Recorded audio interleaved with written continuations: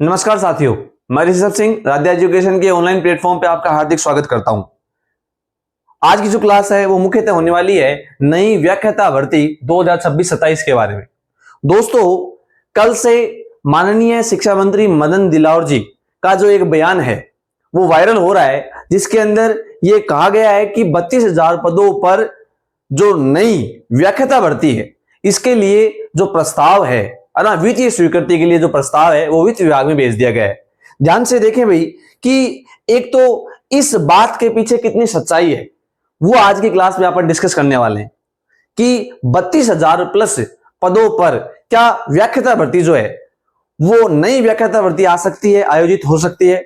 तो मैं आपको कहना चाहूंगा कि देखो, जो वास्तविक सच्चाई है इसके पीछे वो तो ये है कि 32,000 पदों के लिए स्वीकृति हेतु वित्त विभाग को ना प्रस्ताव भेजा गया है, न कि नई वैकेंसी आने वाली है।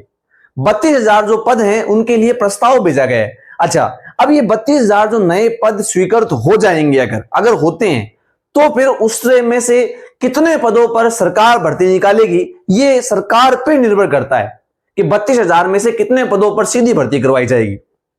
आप ये मान के चलें कि भाई 32,000 पदों पे नहीं तो कम से कम 10,000 पदों पर तो भर्ती आने की पूरी संभावना है, क्योंकि देखो इतने पद तो आप ये देख सकते हो 5,000 के आसपास जो पदों पे तो जो नई भर्ती है वो आराम से कभी भी निकाल जा सकती है। इतने पद तो है वो खाली चल रहे हैं वर्तमान में। और अगर इन 32,000 पदों को भी क्या मिल जाती है, स्वीकृति मिल जाती है, तो एक बड़ी भर्ती जो है वो व्याख्याता की है वो आ सकती है। चलिए बात करते हैं इसके बारे में। देखिए, तो माननीय मुख्य शिक्षा मंत्री मदन दिलावर जी का जो एक ये ट्वीट है या फिर इसे एक पोस्ट कहें आप, ये कल से एक वायरल हो रही है, जिसमें लिखा है देखो साफ क्या कि 32,000 जो पद हैं उनकी स्वीकृति हेतु प्रस्ताव जो है वो वित्त विभाग को भेज दिया गया है ना। अब बात करें कि भाई लगभग जो वैकेंसी है वो कितने पदों पर आ सकती है।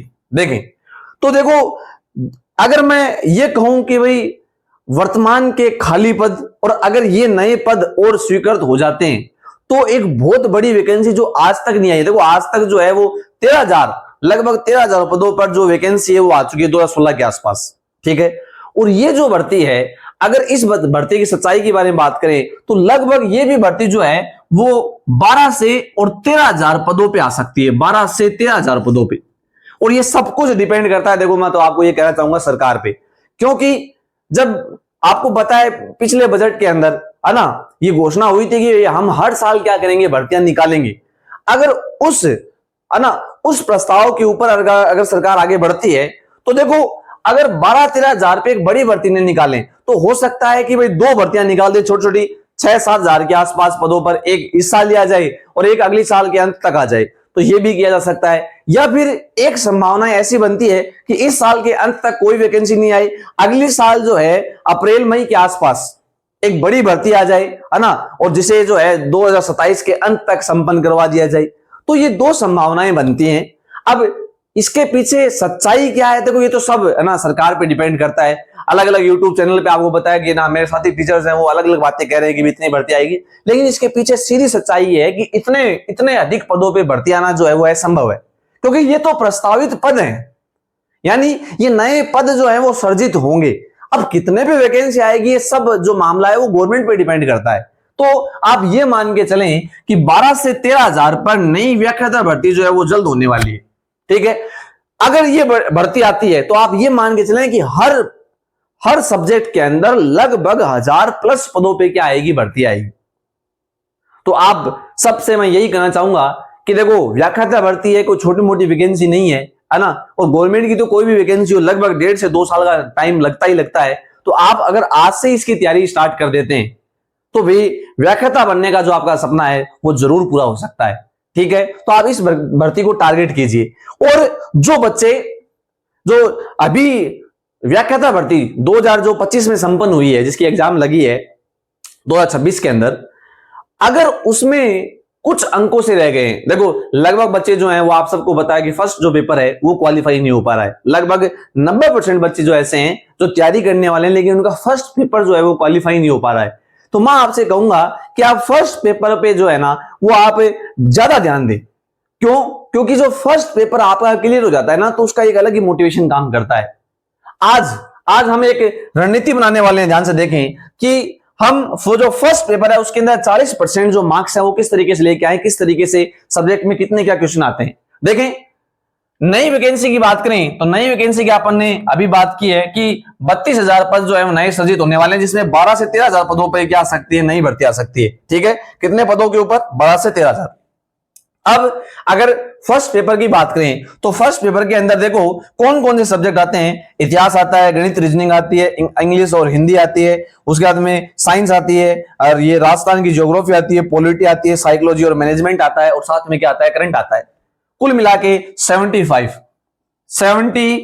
क्वेश्चंस आते हैं, जिसमें से अपने को 40% का क्राइटेरिया, 40% क्राइटेरिया का मतलब हो गया कि 30 क्वेश्चन लगभग अपने को क्या करने पड़ते हैं, सही करने पड़ते हैं। और 30 क्वेश्चन के लिए देखिए ध्यान से, आप देख सकते हैं यहां पे। अब कई बच्चे क्या है कि कई बच्चे ये कहते हैं कि भाई जैसे मेरे को मैथ नहीं आती है ना, मेरे को रीजनिंग नहीं आती है, मेरे को साइंस नहीं आती है ना, मैं तो केवल इतिहास पढ़ूंगा, मैं भूगोल पढ़ूंगा जिसके अंदर थ्योरी है केवल, है ना, हम जहां पे कॉन्सेप्ट लेवल का कोई काम नहीं है तो मैं यहाँ ये टॉपिक पढ़ के ना क्लियर कर सकता हूं। तो मैं आपको बताना चाहूंगा, बिना मैथ रीजनिंग के, बिना साइंस के आप भूल जाएंगे, आपका फर्स्ट पेपर जो है क्लियर होगा। क्योंकि देखो 10 में से 10 क्वेश्चन देखो अगर आपके सही नहीं होते, लेकिन अगर आपको 40% का क्राइटेरिया पार करना है तो 10 नहीं तो कम से कम 5-6 क्वेश्चन तो आपको करने ही पड़ेंगे। 10 तो जिसके मैथ का बैकग्राउंड होता है उसके भी सही नहीं हो पाते कई बार, क्योंकि इतने हार्ड क्वेश्चन आ जाते हैं। लेकिन आपका जो मोटिव है वो लगभग ये रहना चाहिए कि 5 क्वेश्चन तो इसमें हो जाए।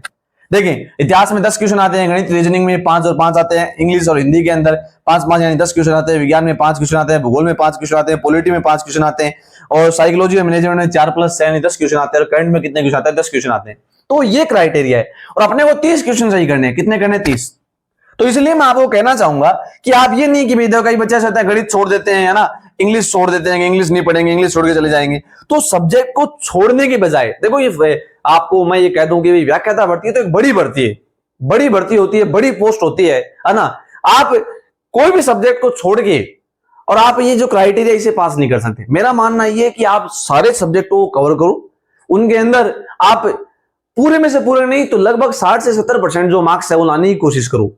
ठीक है, जिससे आपके 30% का क्राइटेरिया भी पास आउट होगा आराम से। अगर आपके 45 से 50 ना क्वेश्चन सही हो जाते हैं तो फिर आपके सब्जेक्ट वाले पेपर के अंदर, है ना, एक तो आपके ये मोटिवेशन काम करेगा कि भाई मेरा जो है वो अच्छा खासा स्कोर बन रहा है फर्स्ट पेपर में, और दूसरा ये कि भाई उसके अंदर आपको जो है वो मेहनत कम करनी पड़ेगी, क्योंकि उसके बाद जो पेपर थोड़ा सा डिफिकल्ट यानी लेंथी होता है। वो भाई आपका सब्जेक्ट है इसलिए आपका मजबूत है, लेकिन वो लेंथी पेपर होता है, वहां पे जो मार्क्स खींचना है ना, यहाँ के 2 क्वेश्चन वहां का 1 क्वेश्चन के बराबर होता है। यानी वहां पे 1 क्वेश्चन करोगे थोड़ा सा लेंथी होगा वो, जैसे मैथ वाले सब्जेक्ट की बात करें तो मैथ में बहुत बड़ा क्वेश्चन आपको करना पड़ता है, और यहाँ पे थोड़े छोटे क्वेश्चन होते हैं। तो इस हिसाब से देखें तो आपको क्या करना चाहिए, आपको सारे सब्जेक्ट को ना इक्वली डिस्ट्रीब्यूट करके, इक्वली टाइम देके इन सबको पढ़ना चाहिए।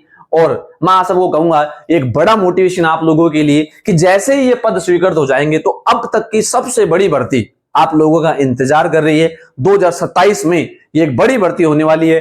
13,000 पदों पे, है ना, माननीय मुख्यमंत्री वसुंधरा राजे की सरकार के टाइम पे ये भर्ती आई हुई है, लगभग 13,000 पदों पे फर्स्ट ग्रेड की। उससे भी बड़ी भर्ती जो है वो इस साल आपका इंतजार कर रही है। मेरे को लगता है उससे भी बड़ी जो भर्ती है वो आने वाली है। ठीक है, लेकिन सब ये आशाएं हैं, बाकी सब डिपेंड करता है गवर्नमेंट के ऊपर। अगर आपको ये क्लास आना पसंद आई है तो इस वीडियो को लाइक और सब्सक्राइब करना बिल्कुल भी न भूलिए। Thank you.